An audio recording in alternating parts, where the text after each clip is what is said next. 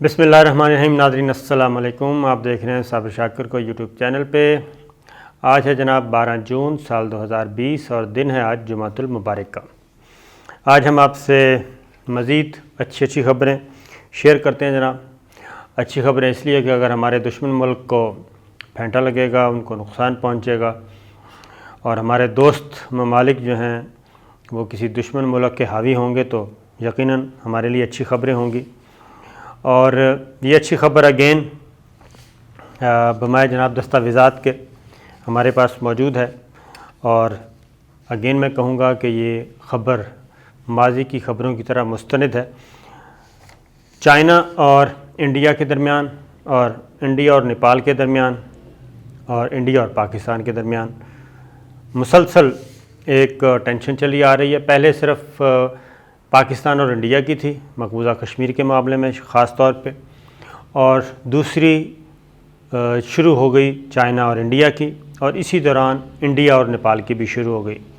यानी इंडिया के इस वक्त 3 हमसाया ममालिक हैं और तीनों के साथ उसका इख्तलाफ नहीं है, बल्कि उनके साथ लड़ाई और जंग वाली सूरत हाल है। और बांग्लादेश भी उसमें शामिल हो जाएगा। बांग्लादेश अभी फ़िलहाल उस तरीके से नहीं है, लेकिन बांग्लादेश को भी उतनी ही तकलीफ़ है जितनी कि पाकिस्तान को, चाइना को और नेपाल को हो चुकी है।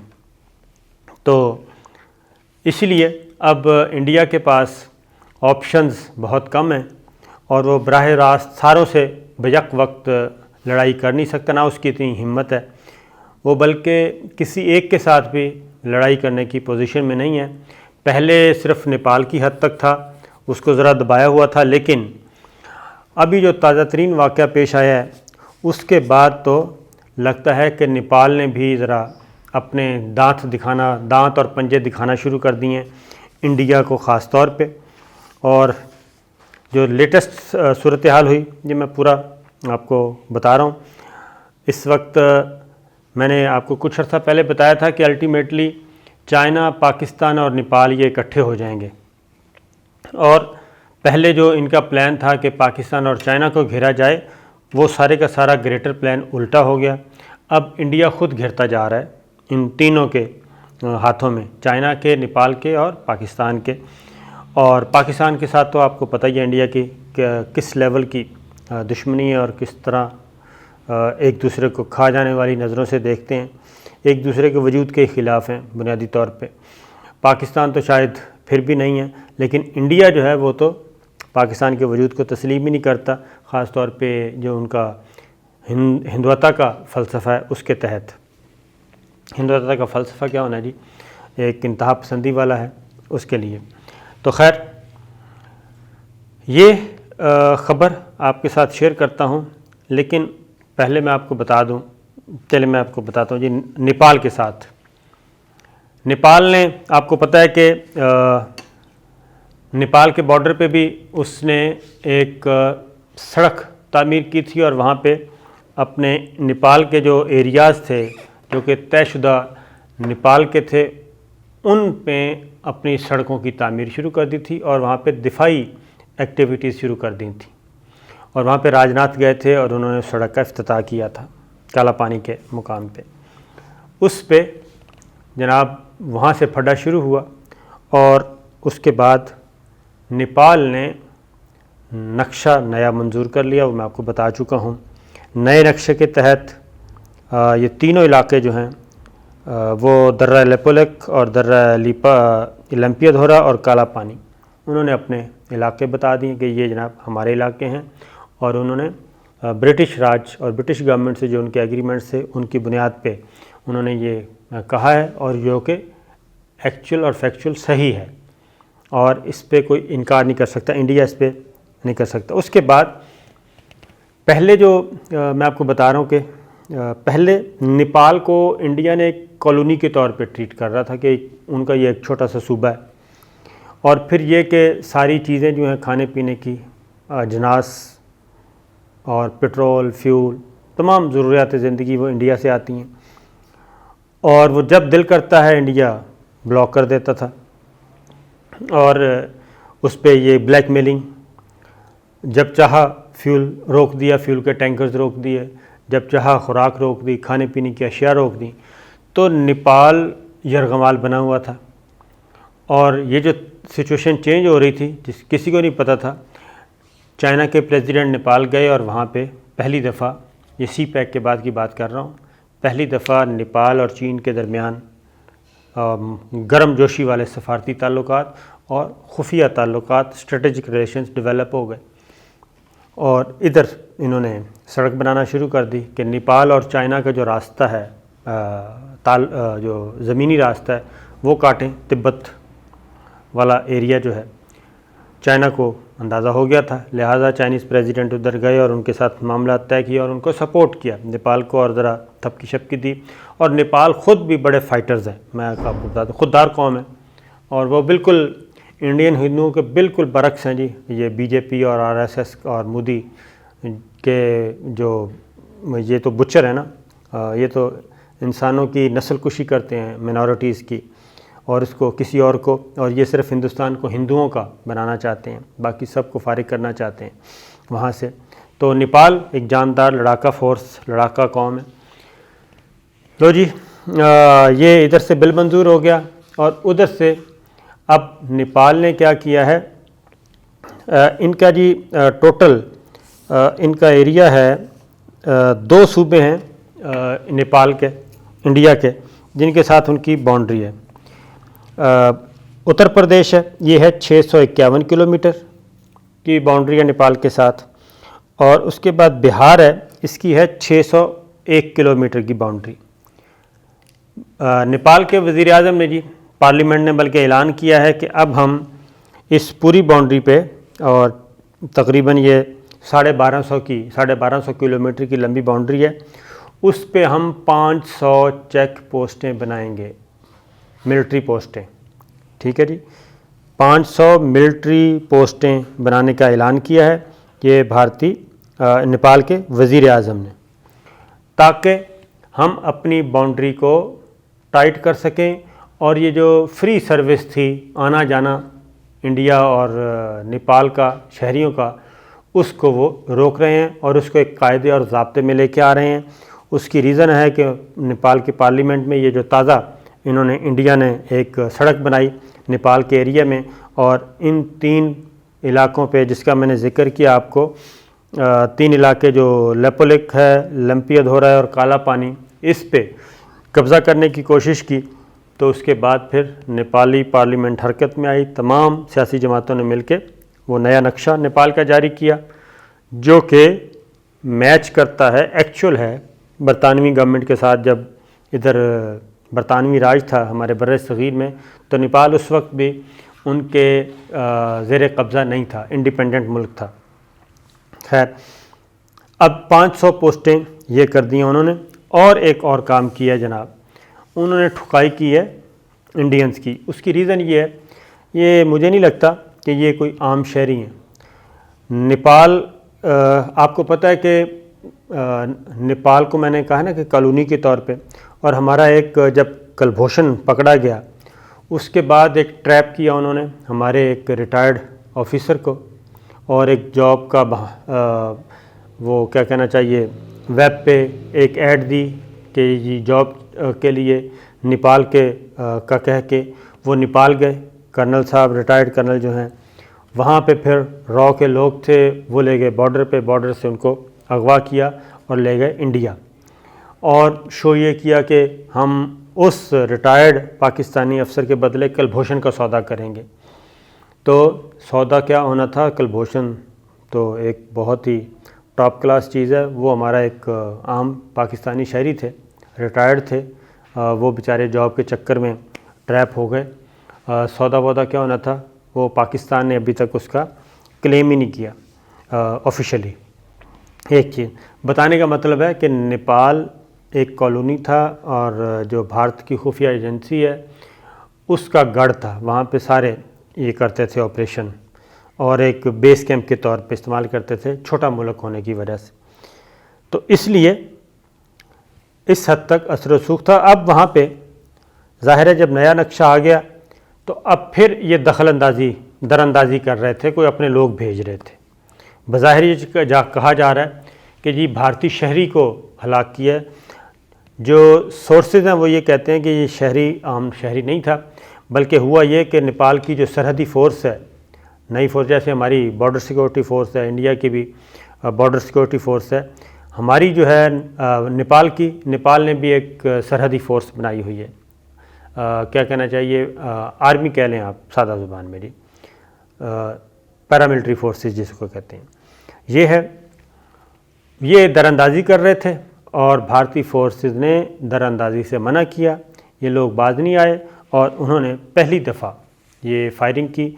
फायरिंग करके 2 भारतीयों को मार दिया, 3 ज़ख्मी हो गए और एक को गिरफ़्तार करके वो ले भी गए हैं नेपाल के, इस वक्त वो कब्ज़े में है। तो ये पहली ठुकाई हुई है और ये वाक़या ऐसे वक्त में पेश आया जनाब जब नेपाल ने ये कह दिया कि ये एरिया हमारा है और इस पे अब इंडिया का हक़ नहीं है। लिहाजा ये सिचुएशन हो गई जनाब। अब इधर आ जाएं कि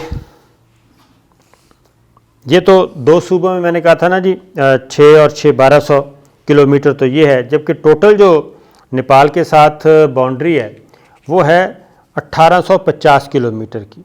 तो लिहाजा 1850 किलोमीटर पे नेपाल जो है अब अपनी बॉर्डर सिक्योरिटी फ़ोर्स को भी, जिसको नेपाली सरहद फ़ोर्स कहते हैं, सरहदी फ़ोर्स कहते हैं, उसको एक्टिवेट कर रहा है और अब वहाँ पे बना रहा है जनाब अपने। और चाइना ने ख़ास तौर पे, जो इंडिया जिसकी वजह से परेशान है, कि इंडिया परेशान इसलिए है कि ये सब कुछ नेपाल अकेले तो कुछ नहीं कर सकता, बल्कि इसके पीछे चाइना है और चाइना जो है वो अब आगे बढ़ रहा है। तो पहली ठुकाई ये हुई है जनाब, पहली मार पड़ी है नेपाल के हाथों, नेपाली फोर्सेस के हाथों इंडिया को। एक और बात बता दूं जनाब, बहुत सारे दोस्त हैं वो फेसबुक पे भी, यूट्यूब पे भी, अदरवाइज़ भी बार बार पूछते हैं और मैं हैरान होता हूँ। कुछ तो बाकायदा तौर पे कंफर्म करते हैं, क्योंकि कुछ लोग कन्फ्यूजन पैदा करते हैं और वो कन्फ्यूजन पैदा करते हैं तो फिर मुझसे पूछते हैं। आज मुझे भी बरतानिया से और कनाडा से और अमेरिका से ये फ़ोन भी आए। उन्होंने कहा जी कि ये बता दें, आप क्लियर कर दें, क्योंकि जो मुखालिफ पार्टी है वो कहती है ये फ़िगर सही नहीं है। मैं दोबारा कह दूँ जी कि ये इंडियन पार्लियामेंट में भारत के छोटे वज़ीर ख़ारजा ये बात तस्लीम कर चुके हैं कि चाइना इंडिया के 38,000 मुरब्बा किलोमीटर पे काबिज़ हो चुका है, जिस पे क्लेम था चाइना का कि ये हमारा इलाका है, और प्लस 38,000 मार्च में था और प्लस तकरीबन 3600 किलोमीटर और कब्ज़ा कर चुका है, 40,000 प्लस पे कब्ज़ा कर चुका है। और चाइना का टोटल क्लेम है 90,000 मुरब्बा किलोमीटर का, कि ये हमारा इलाका है, सारा लद्दाख एरिया इस पे। तो ये ख़बर जनाब बिल्कुल मुस्तनद है, 100% दुरुस्त है और सोच समझ के, पढ़ लिख के, दस्तावेज़ी सबूत के बाद दी थी। ये बात जहन में रखें, इसलिए इसमें कोई कन्फ्यूजन नहीं है। ये 9,000 मुरब्बा किलोमीटर ही 90,000 मुरब्बा किलोमीटर है और चाइना इस वक्त 40,000 मुरब्बा किलोमीटर पर काबिज़ है, 4,000 पे नहीं है। एक बात अब आप अगली सुन लें। अब चाइना ने जनाब एक और काम किया है और ये इंडिया की इत्तला है, मैं आपको बता दूँ, ISI की, IB की, या हमारी इत्तला नहीं है। चाइना ने जनाब पूरे 3 के 3 सेक्टर, लंबी तवील तरीन बाउंड्री है। अब चाइना ने न सिर्फ लद्दाख बल्कि 3 के 3 सेक्टर हैं वहाँ पे अपने ट्रूप्स बढ़ा दिए हैं और तीनों सेक्टर्स में वो इस वक्त लड़ाई के मूड में है। मैं आपको ये बता दूं कि ये ख़बर हमारे इंडिया में ये डिस्कस हो रही है और ये 3,488 किलोमीटर की बाउंड्री है जी चाइना के साथ, और इन पूरे के पूरे एरिए में और कहाँ पे हैं जी। और ये एक मीटिंग हुई है दिल्ली में, जिसमें अजीत डोवल और इनके मिलिट्री ऑफिशल्स और इनके जो एडवाइज़र हैं साबिक आर्मी चीफ वो थे।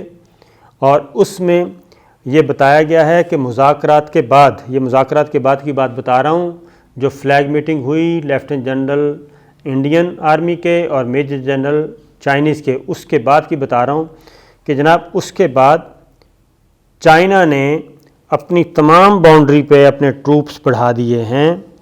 और कहाँ कहाँ बढ़ाए हैं जनाब? लद्दाख, इसके अलावा वेस्टर्न साइड पे, मिडल एंड ईस्टर्न, तीन की तीनों जगहों पे, यानी कि 3488 किलोमीटर की बाउंड्री है और तीन के तीन पॉइंट्स पे अपने ट्रूप्स उन्होंने बढ़ा दिए हैं। और वहाँ पे जो बताया गया है बंद कमरे के इजलास में, इन्होंने, भारत ने जी अगली मीटिंग मांगी थी, फ्लैग मीटिंग, ठीक है, अगली मीटिंग मांगी थी कि जी हमें फ़ौरन अगली मीटिंग चाहिए, लेकिन अगली मीटिंग का वक्त नहीं दिया गया और उन्होंने कहा है कि जी फौरी तौर पे ऐसी कोई मीटिंग नहीं हो सकती, चाइना ने ये कहा है। पहले उन्होंने कहा कि हम जायज़ा लेंगे सिचुएशन का और जो हमने शराइत रखी हैं उस पे इम्प्लीमेंट होता है कि नहीं, उसके बाद हम इम्प्लीमेंटेशन रिपोर्ट हम ख़ुद उसका जायज़ा लेंगे और हमारी शराइत मानी गई या नहीं, उसके बाद फिर हम अगली मीटिंग के लिए टाइम देंगे। अगली मीटिंग का टाइम अभी तक चाइना नहीं दे रहा, एक ये ख़बर है। उसके बाद ये है कि जो शराइत रखी गई थी उन शराइत के मुताबिक जो चाइना ने कहा था इंडिया को कि अपने ट्रूप्स पीछे ले जाएं और जो इलाका हमारा, जिन जिन इलाकों पे हमारा क्लेम है उन इलाकों को डीमिलिटराइज़ कर दें, यानी कि वहाँ से अपनी फ़ौज निकालें। और 2 पॉइंट्स ऐसे हैं जहाँ से इंडियन आर्मी जो है वो पीछे हटी है, ठीक है जी। ये मैं आपको बता देता हूँ कि जब से ये बात हुई है कुछ पॉइंट्स हैं गलवान के और हॉट स्प्रिंग एरियाज़ के जहाँ से इंडियन आर्मी पीछे हट गई है, ठीक है जी। लेकिन अभी मज़ीद उन्होंने कहा है कि जी हम जायज़ा ले रहे हैं। अगला है कि उसके बाद जो चाइना का ये है कि जी ये गुफ्तगू बड़ी स्लो मोशन में चलेगी और इसमें कोई हमें जल्दी नहीं है और negotiation will be slow and will take some time, sources said for the Indians. One of the main points of the concern continues to be the north bank of Pangong Tissue. ये है जनाब। और उसके बाद अगली meeting में आपको बता चुका हूँ कि कोई नहीं। फिर एक और बात की है जनाब चाइना ने 4 पॉइंट्स पे, ठीक है जी, इंडियन आर्मी को गश्त करने से भी मना कर दिया है, इंडियन ट्रूप्स को। और इसलिए उन्होंने कहा लाइन ऑफ एक्चुअल कंट्रोल पे काफ़ी जगहों पे उन्होंने कहा है कि आप यहाँ पे गश्त भी नहीं कर सकते, लिहाजा इंडियन आर्मी ने गश्त भी बंद कर दिया है।